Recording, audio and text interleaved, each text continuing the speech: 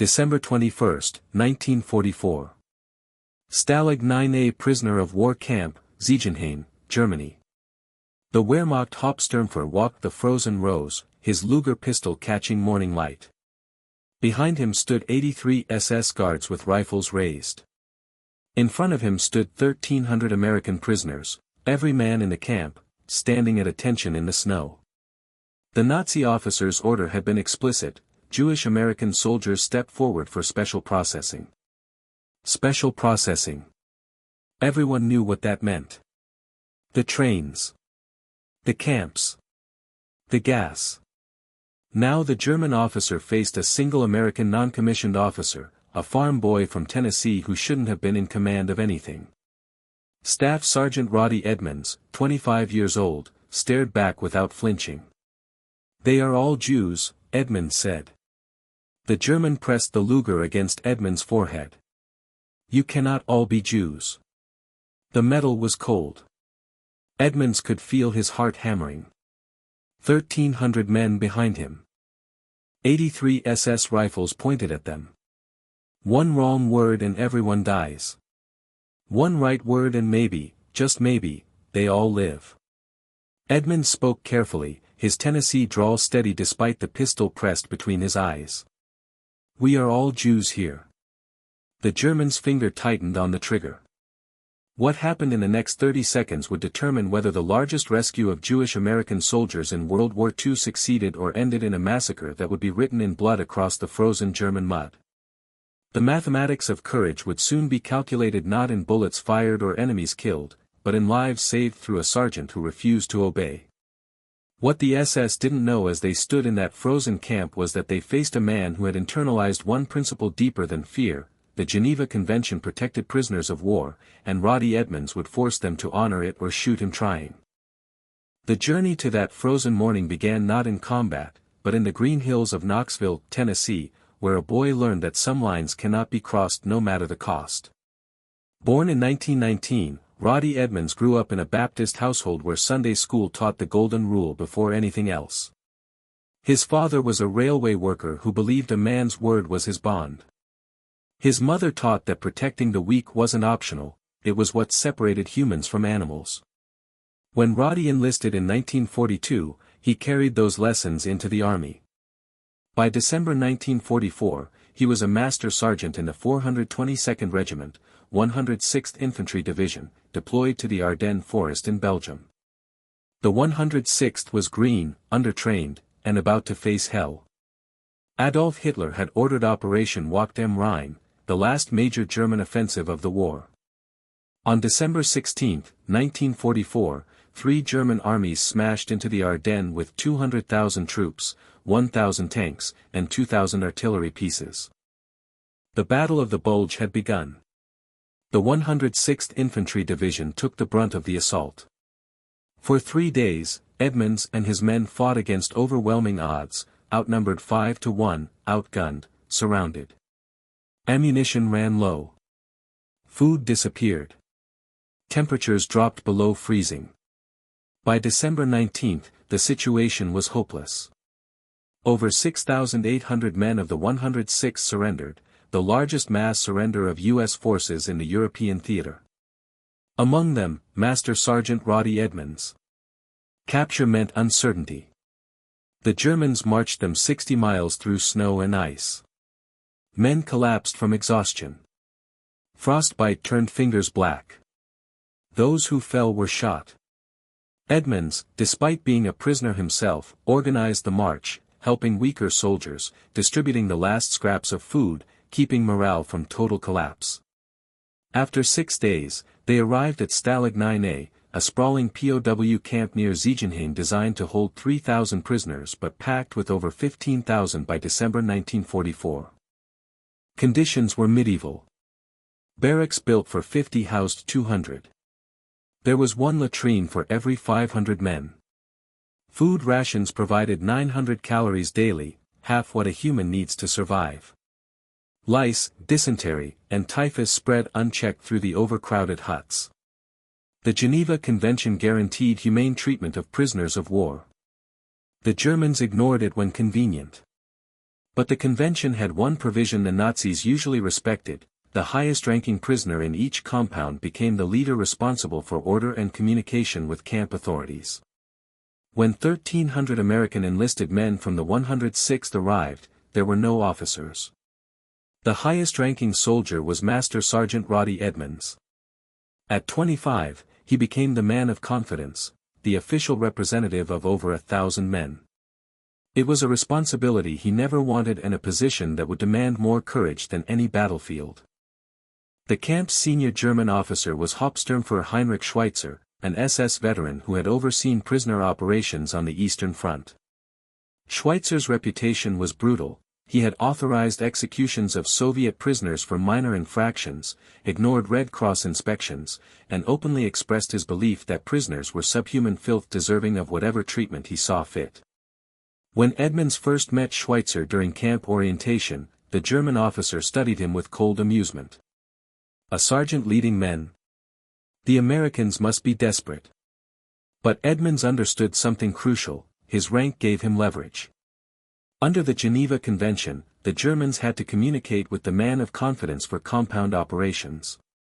That meant Schweitzer had to deal with him whether he liked it or not.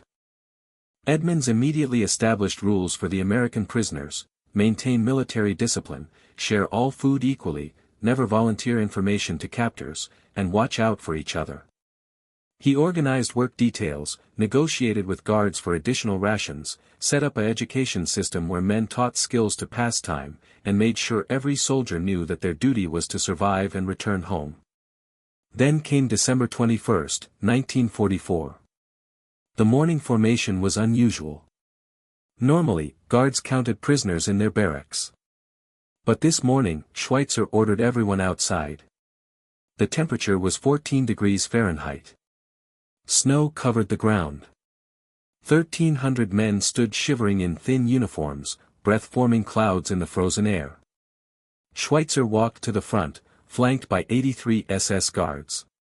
He held a sheet of paper, names extracted from captured American personnel records. Jewish names. Behind him, guards raised rifles.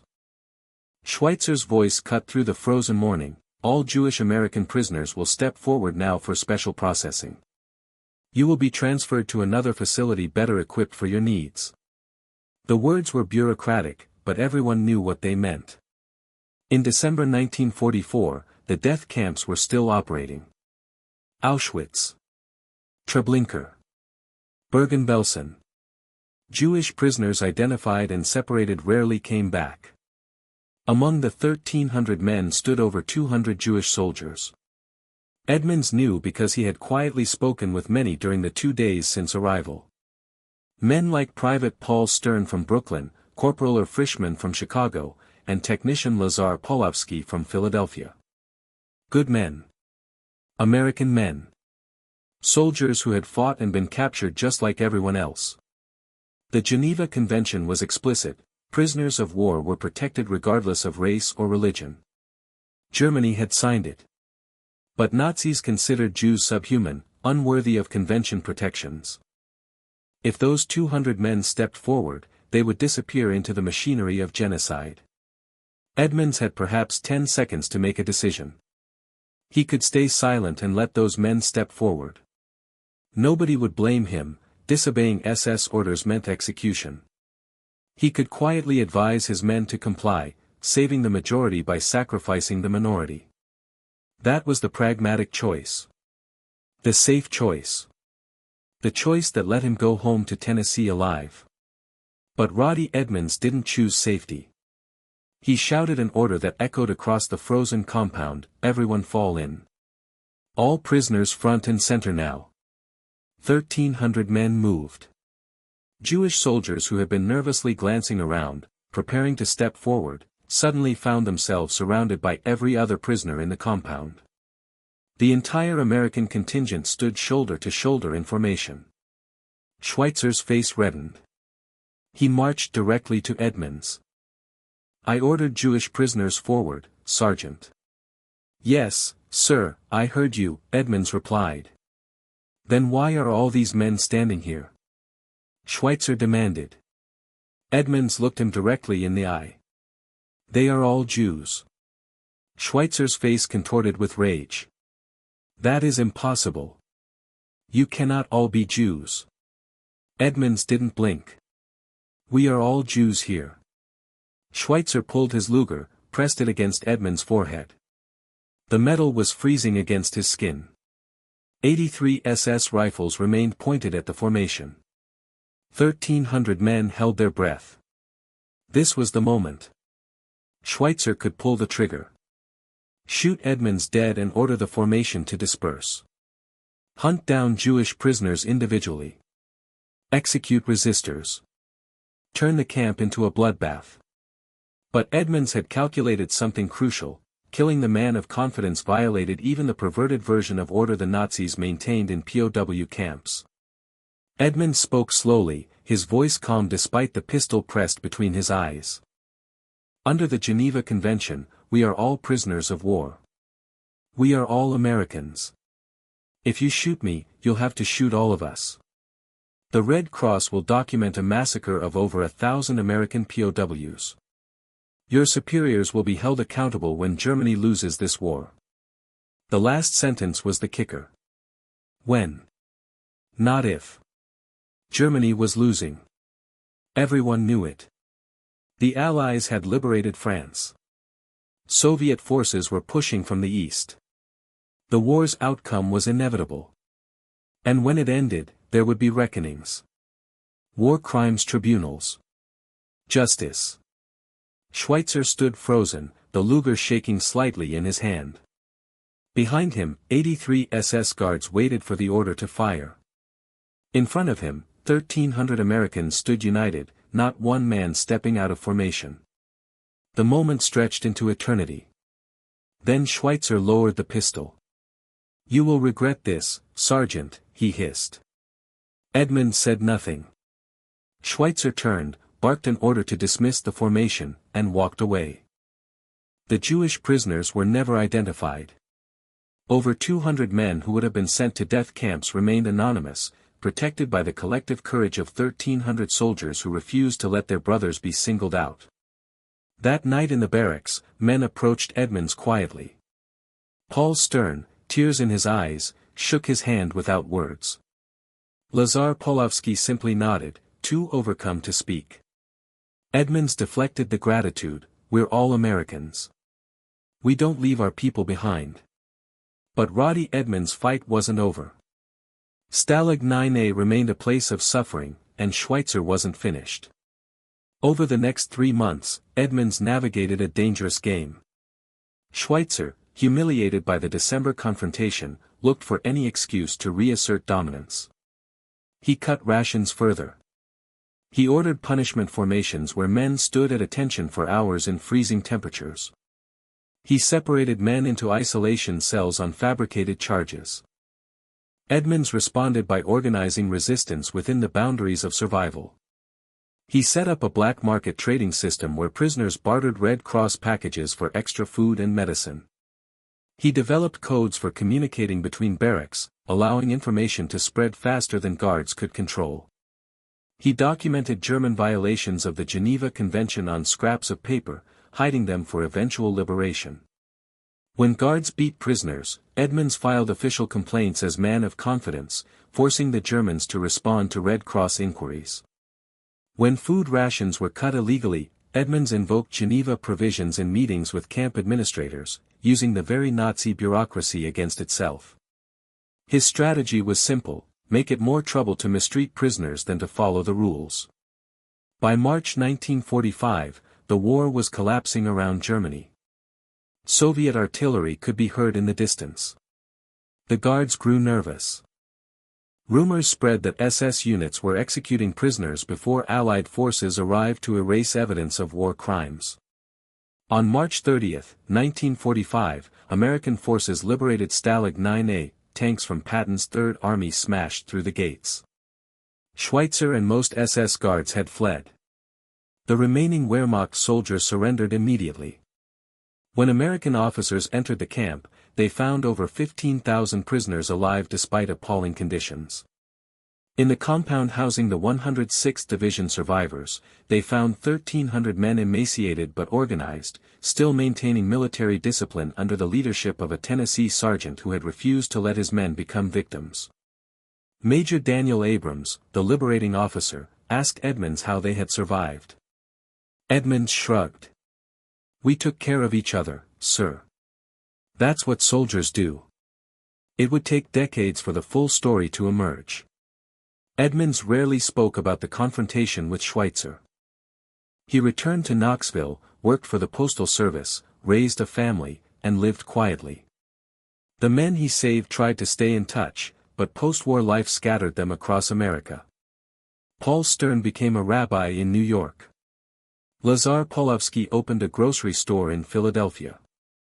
Irv Frischman became a teacher in Chicago. Each carried the memory of a December morning when a Tennessee sergeant told an SS officer that they were all Jews, and meant it. In 1985, a New York Times article about forgotten World War II heroes briefly mentioned Edmonds' act. Paul Stern, now Rabbi Stern, read it and began a campaign to ensure Roddie Edmonds received recognition.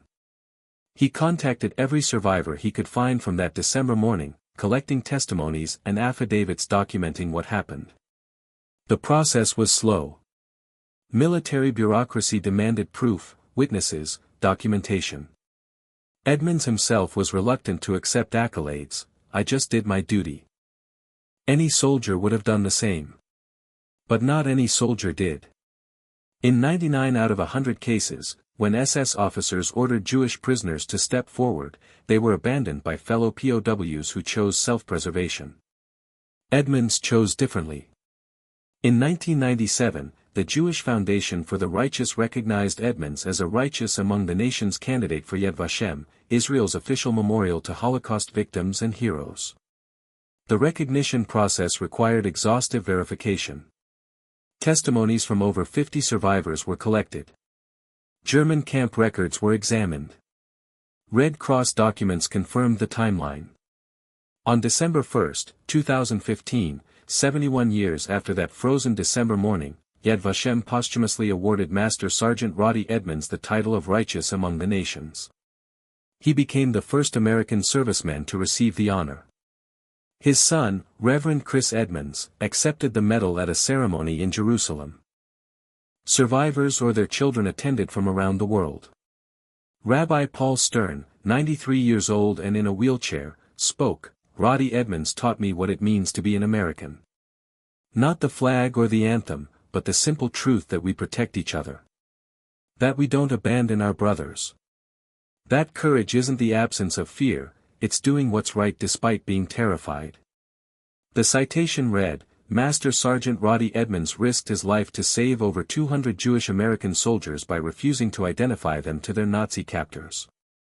His actions exemplify the highest moral courage and represent the best of humanity in the face of genocidal evil." By war's end, Edmonds' leadership at Stalag IX-A resulted in measurable outcomes. Of the 1,300 men under his command, over 1,250 survived until liberation, a 96% survival rate in conditions designed to kill. Other compounds at Stalag IX-A saw survival rates closer to 70%. The difference was leadership. Edmonds' organized resistance, black market system, equal food distribution, and unwillingness to accept German violations of Geneva protections saved lives every single day. The 200-plus Jewish soldiers he protected that December morning all survived the war. Not one was deported to death camps. Not one disappeared into the Nazi machinery of genocide. In the calculus of courage, Roddie Edmonds saved over 200 men with 7 words, "We are all Jews here." Those 7 words contained a moral philosophy that transcended religious identity. They declared that human beings don't categorize each other by race, ethnicity, or faith when facing evil. They affirmed that solidarity isn't conditional on similarity. They embodied the principle that protecting the vulnerable isn't heroism, it's basic human decency. The Nazis believed they could exploit fear and tribalism to turn prisoners against each other. They believed Americans, steeped in their own racial segregation at home, would abandon Jewish soldiers to save themselves. They believed a Tennessee farm boy with a master sergeant's rank wouldn't risk his life for men who didn't share his faith. They were wrong on every count. Edmonds proved that courage isn't the absence of fear but the refusal to let fear dictate action. Standing with a Luger pressed against his forehead, he chose principle over survival, solidarity over safety, and conscience over compliance. His decision that December morning wasn't complicated moral philosophy. It was the simple conviction that abandoning your fellow soldiers violated everything the uniform represented. The transformation from captured sergeant to historical hero wasn't something Edmonds sought. He never wrote a memoir, never gave speeches, never sought recognition. When survivors contacted him years later to express gratitude, he deflected, "You would have done the same for me." But the evidence suggests otherwise. In documented cases across multiple POW camps, when Nazi officers demanded Jewish prisoners identify themselves, compliance was common. Fear is a powerful motivator. Self-preservation is a rational instinct.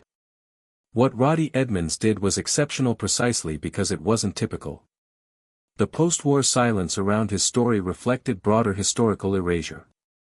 Concentration camp liberation received extensive coverage. Famous battles were commemorated. Generals became legends. But a sergeant who saved lives without firing a shot, who defied genocide through bureaucratic resistance and moral courage, didn't fit neat categories. His heroism wasn't photogenic, no dramatic battle footage, no flag-raising moment, just a man standing in snow refusing to obey an evil order. It took 70 years for institutions to recognize what his fellow prisoners knew immediately: Roddie Edmonds had saved over 200 lives through courage so quiet it was nearly invisible. The men he saved went home, built families, and rarely spoke about why they survived when so many others didn't. Survivor testimonies reveal the psychological impact of Edmonds' act. Private Paul Stern said, "In that moment when Sergeant Edmonds said we were all Jews, I understood what America meant. Not the America that existed, with its segregation and prejudice, but the America we were supposed to be. A place where we protect each other regardless of difference." Corporal or Frischman testified, "I was 22 years old, convinced I would die that morning. When Edmonds ordered everyone into formation and declared we were all Jews, I thought he was insane. Then I realized, he was showing us what courage looked like. Not charging a machine gun nest, but standing still and refusing to let evil win." Technician Lazar Polovsky wrote in his diary, discovered after his death, December 21, 1944. "Today a Tennessee sergeant saved my life. He doesn't know me.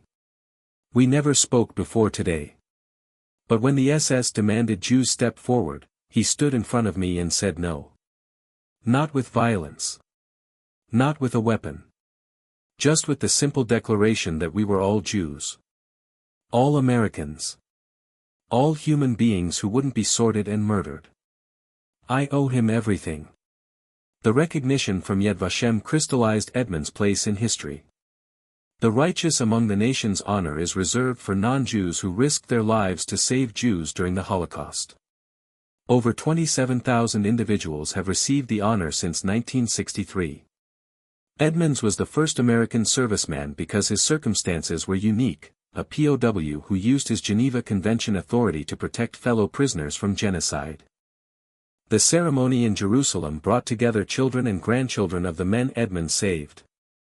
Rabbi Stern's grandson, Daniel Stern, spoke about growing up hearing stories about the sergeant who saved his grandfather. "My grandfather told me that courage isn't complicated. It's recognizing evil and refusing to participate, even when participation seems safer." Roddie Edmonds saw evil that December morning, and he simply said no. Reverend Chris Edmonds, Roddie's son, accepted the medal with tears in his eyes. "My father never spoke about this. He mentioned being a POW, but never the details. After he died in 1985, we found a small box with letters from men thanking him. We didn't understand why until Paul Stern contacted us in 1997 and told us the story. My father spent 40 years keeping this quiet because he genuinely believed he had just done his job. He didn't think standing up to Nazis with a gun to his head was extraordinary. He thought it was basic human decency. That perspective, that extraordinary courage should be ordinary, defined Edmonds' character. He returned from war, worked a quiet job, raised a family, attended church, and never sought attention. The men he saved tried to honor him during his lifetime, but he always demurred. In a 1982 letter to Paul Stern, Edmonds wrote, "You thank me for saving your life. But you have it backwards. You and the other men saved mine." Standing in that formation, knowing that every one of you was willing to risk execution rather than abandon your brothers, showed me what America could be. You gave me hope that courage isn't rare, it's just waiting for someone to ask for it. I asked. You answered. We saved each other. That mutual courage, Edmonds ordering the formation, 1,300 men obeying despite terror, represents collective heroism often missing from war narratives focused on individual glory. The lesson of Stalag IX-A isn't just that one sergeant was brave. It's that 1,300 men chose solidarity over safety when given the option. The statistics of Edmonds' war service tell part of the story. Captured December 19, 1944.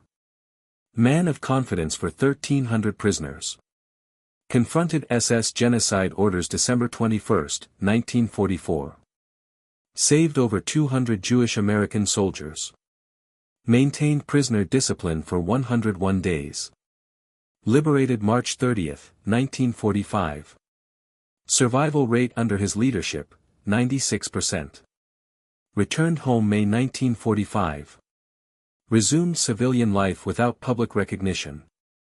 Died July 8, 1985, age 66. Posthumously honored by Yad Vashem December 2015. But statistics missed the human dimension.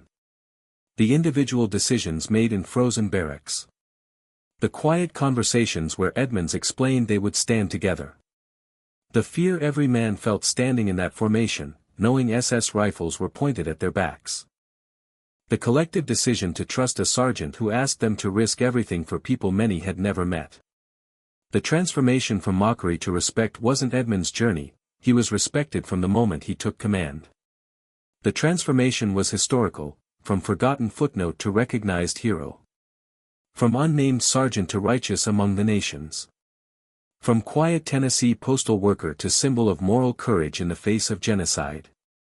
What the SS discovered that December morning was that ideology collapses when confronted with disciplined resistance. Their racial theories presumed fear would fracture solidarity.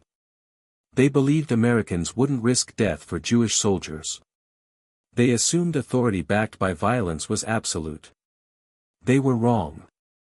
Roddie Edmonds taught a simple lesson: courage is contagious.